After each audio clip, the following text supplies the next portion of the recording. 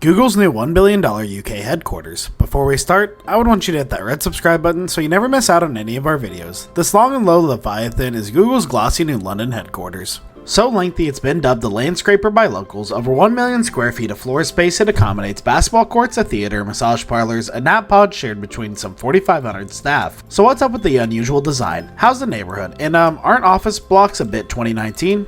Join us now for a grand tour around Google's new UK headquarters. The North London district of King's Cross, where Google's new gaff is going, has something of a checkered past. It was first a site of great commercial importance when the newfangled stream railways in London's regions canal opened in the 19th century. Alas, from about the 1980s onwards, King's Cross sadly descended into vice and squalor, and old school industry fled the city. However, since 2000, developers have been guessying up the neighborhood through a monumental multi-decade investment program. And it's easy to see why big employers like Google and soon-to-be neighbor Facebook are moving in. King's Cross is incredibly well served for transport links. You can go anywhere in London by tube in a matter of minutes. Next door you can jump on a train to Paris, not to mention the regular fast rail services to Oxford, Cambridge, and Hogwarts. King's Cross is an attractive prospect for workers too. Just ask the local talent. The area is brimming with brains. Google's new home will be within strolling distance of the British Museum, the Francis Crick and Turing Institute's prestigious University College London, University College Hospital, the WELLCOME Trust, and any number of biotech and AI startups. Lately, this ultra-commutable egghead enclave has stolen the crown from London's other wannabe tech hub, a grimy junction above Old Street Underground, cynically named Silicon Roundabout. Anyway, enter Google, whose grand new edifice is said to have cost somewhere in the region of £1 billion. It's 11 stories high and stretches 330 meters along the King's Cross railway tracks. That's longer than London's tallest building. The Shard is high, by the way. Many Londoners say this development makes a nice change from all these prior-picked skyscrapers. The new HQ was designed in a collaboration between Copenhagen StarTech, Bjarke Ingels, and King's Cross-based Heatherwick Studios. Heatherwick, who happens just completed a lavish $100 million refit of nearby Coldrop Yard shopping center, is no stranger to Cockney icons. Heatherwick designed the Flaming Cauldron centerpiece for London's 2012 Olympic Games, and the city's Kodiak new look Routemaster buses. Google's UK HQ, which founder Larry Page commissioned after dismissing another top architect's plan as boring, really is a bit special.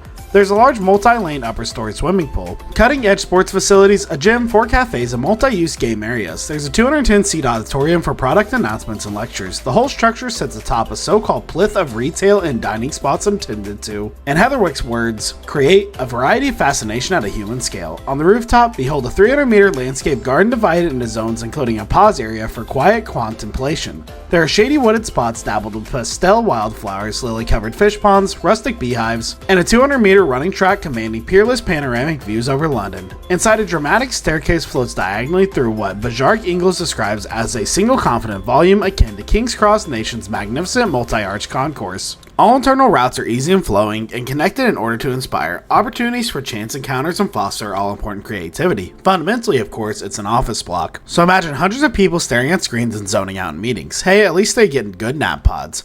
Their very fabric of the building was chosen in line with Google's so-called Healthy Materials program. The initiative traces its origin blocks to the early days of Google when the frightful Larry Page would prowl the office with a handheld particle counter measuring air quality and particulates emanating from walls and floors. Presently, Google runs a handful of offices across London. Famously, its Victoria Outpost has beach huts and Dodgem cars, while staff at Google's Covent Garden branches enjoys access to an allotment. This new building, alongside 2 other nearby King's Cross sites being looked at by Google, will unify its UK team on one 7,000-person campus.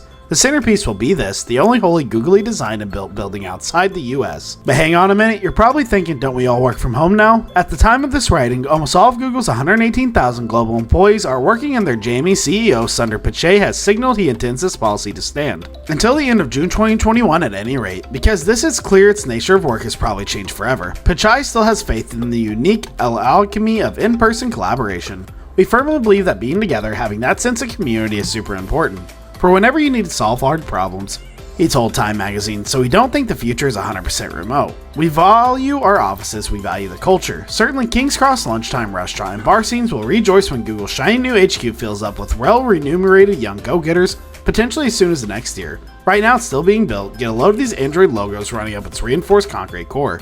That's all for today. I hope you liked the video. If you did, make sure to hit that like button and subscribe to the channel so you never miss any amazing video from us.